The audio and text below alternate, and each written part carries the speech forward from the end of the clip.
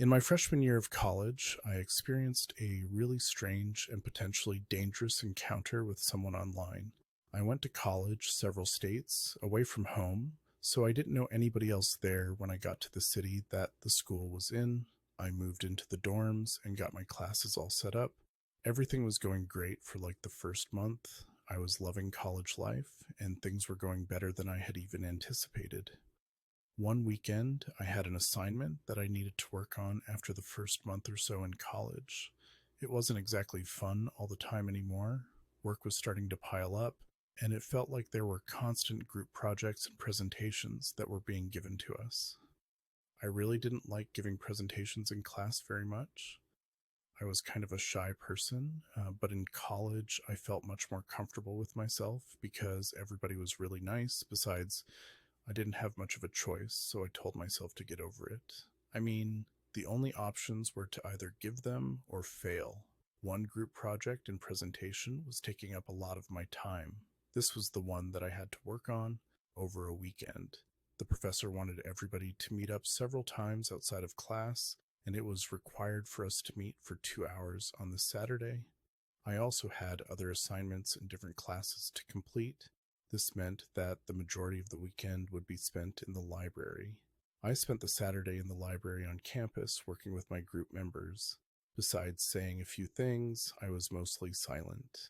We got a lot done for the presentation, but I still had a lot of other homework to do. After the 2 hours I stayed in the library working, I was just at a table with my laptop. I remember sitting there for over an hour working and then deciding to take a short break and going on social media. Then I went back to working on my assignments. It ended up taking a few more hours until it was around 7 p.m. now. I packed up my things and left the library to head back to my dorm room. The library was on the edge of campus, and I lived in a dorm on the other side. The walk lasted about 10 minutes and led through the center of campus. Most students didn't live in the dorms, and I was not all that familiar with everyone who lived there. When I was almost back, I got this strange message on one social media app. At this time, for several years, most social media apps would sync up with the contacts from your phone. Because of this, I had a lot of added people who I really didn't know.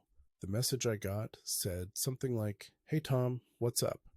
I didn't recognize the name and had no idea who it was. I responded and asked them who they were.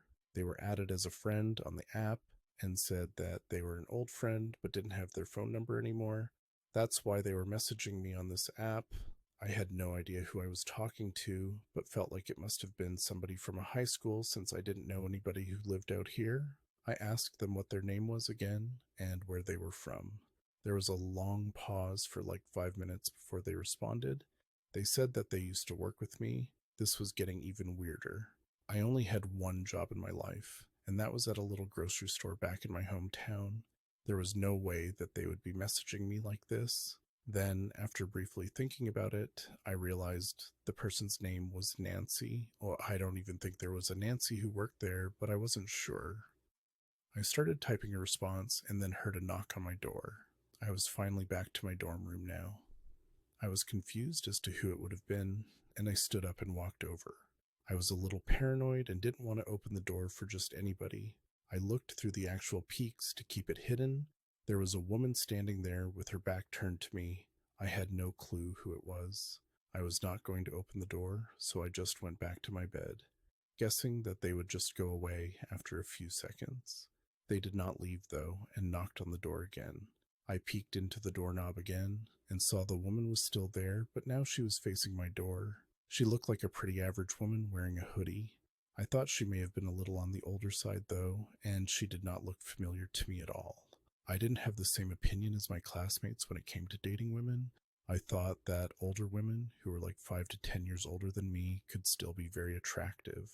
The woman at my door wasn't 10 years older than me, but maybe 15. She was probably in her 30s and was a decent-looking woman. After thinking for a second about who she could have been, I gave up.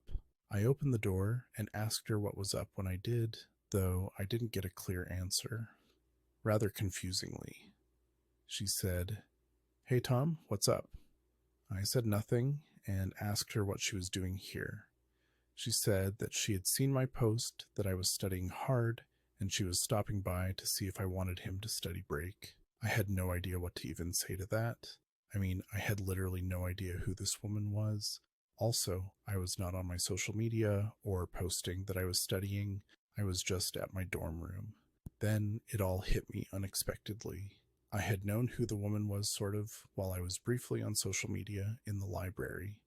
During my short break, this woman kept staring at me, and I remembered seeing her there now. I had no clue who she was. That had to be it. I just said, "Sorry, I'm not interested," and I shut my door. After that, she left. When she was gone, I got back to the Nancy account. That was clearly who I had just spoken to.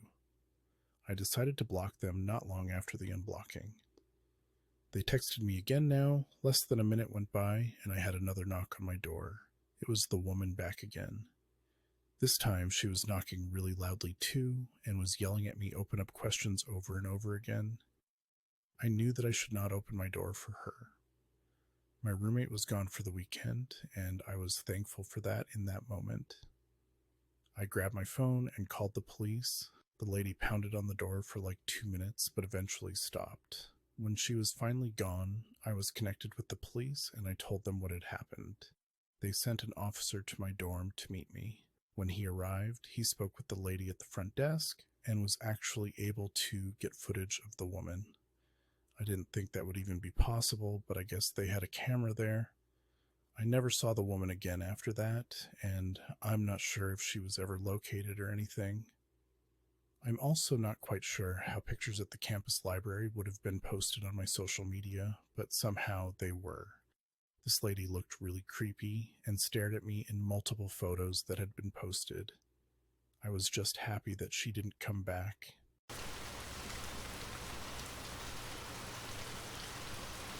If you like our stories, please subscribe and hit the like button. It really helps us keep going.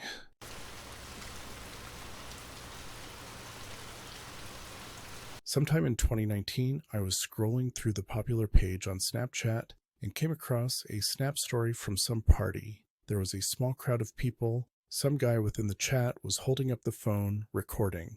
I don't know why I let the story play through for so long, but one of the last clips in the story was some girl dancing and lip-syncing to a song. He spun around to end the video, and the Snapchat handle of the girl at the party was written in the caption. I don't remember what her username was. I followed her for whatever reason, probably just because I thought she was good looking. I also requested her on Instagram a little later. She accepted the request on Snapchat sooner than she did on my Instagram. She didn't follow me back on either. She posted a story that I replied on, saying something basic like, "Wow, you're so gorgeous," and a couple emojis, knowing damn well that there was a very low chance she would even open it. But she did. She opened it and actually replied, thanking me. I was tempted to go in right away and ask for the phone number, but I thought that was a little much. I replied again, and we had a Snap conversation that went on for a couple days, but she never seemed too into the conversation though, although she continued to reply at first. Then, out of nowhere, she stopped dropping me on Snapchat and unfollowed me on Instagram. I didn't understand why, and I guess I was a little offended. Really, I don't like Snapchat anymore. I just use it to talk to a couple friends here and there, that's about it. But still, this bothered me a little bit and resulted in me asking her over the Snapchat messaging system why she deleted me. And to be honest, I felt it was justified. Anyone would be confused as to why they'd been deleted by someone they were having a conversation with, I think. Of course, since we weren't friends on Snap anymore, she'd have to add me back for me to message her, and that obviously wasn't happening. I added her back and waited a couple days to see if maybe she'd notice my friend request and decide to add me back again. But she didn't. I still did think about the whole thing a lot, which is why I decided to look at her Snapchat story every day. I'm not even sure why I did this or how it would help me in any way. But a few days later, she did post a new Snap story. It was a quick, barely 10-second long video of a house party, but it cut off at a very weird time. I replayed it a couple times, then realized why it cut off at such a weird time. There was a cut in the video. It wasn't all one video in one snap for one person. Snapchat is supposed to tell you if a video you're watching was snapped by more than one person. But this time, for some reason, I wasn't. So I had the idea of trying to deduce the address of the house just based off of what could be seen in the snap.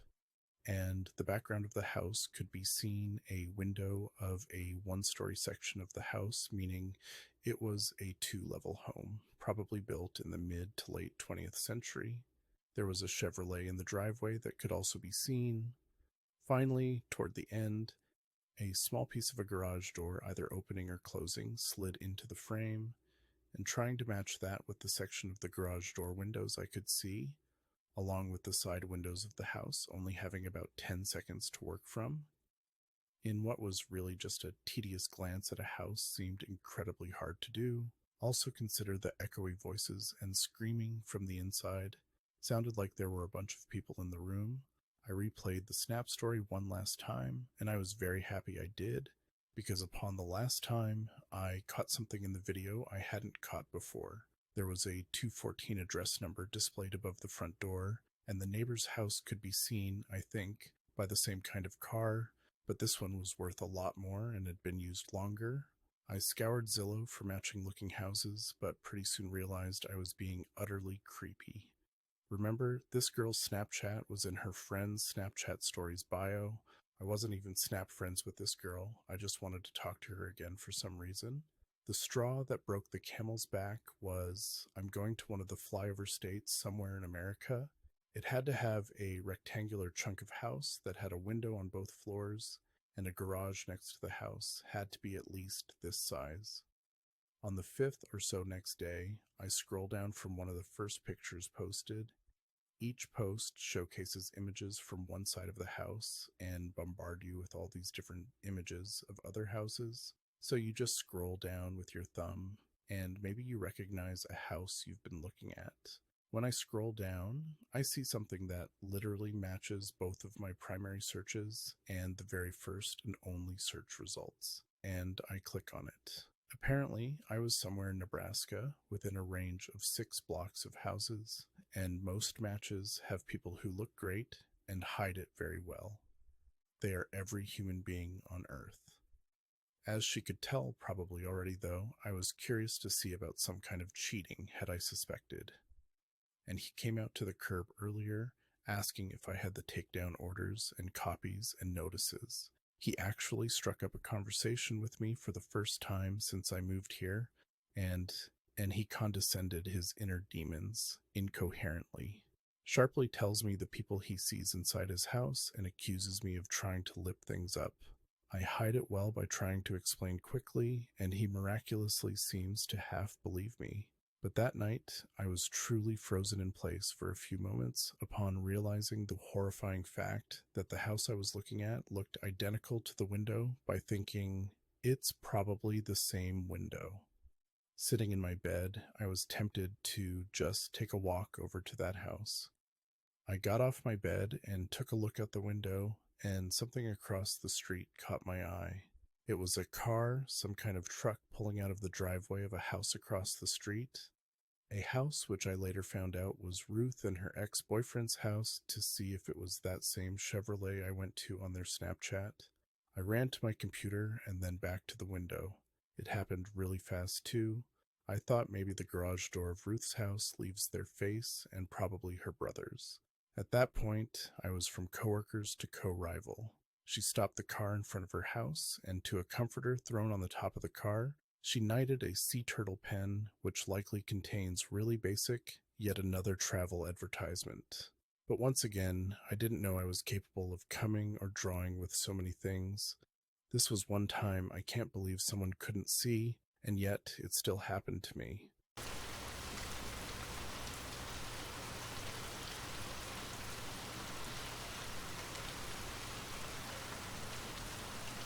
During my early college days, I was a freshman. I was a little shy during and before this time, so I didn't have a ton of friends, especially when first starting at a new school and I was living away from home for the first time. I spent a lot of time at home on social media. It was a great way to pass the time. So one night I was scrolling through Instagram and I got a notification. It was a new follower request. I clicked on who the user was. At the time, my account was private, so if anybody wanted to see my profile or photos, they would have to request to do so, and I would receive a notification. The person that requested to view my profile was named Jason. They had a strange looking profile picture, and I have since forgot what it looked like exactly, but it was some dark picture of a man, I think only partially showing their face. As I looked through the profile briefly, I noticed that they had a lot of pictures, but I couldn't really tell what they looked like, and that was mainly due to the fact that the quality of the photos were really bad. Also, the photos were all dark and blurred. It was mostly a bunch of selfies of them, and all of them had horrible quality. There were maybe 50 photos, but no captions. Jason also had about 30 followers, but he was following over 400 accounts. I did not recognize him and had no clue who they might be. Their entire account seemed pretty strange, and I guess I was bored, so I allowed them to follow me, just because I thought it might be interesting, if nothing else.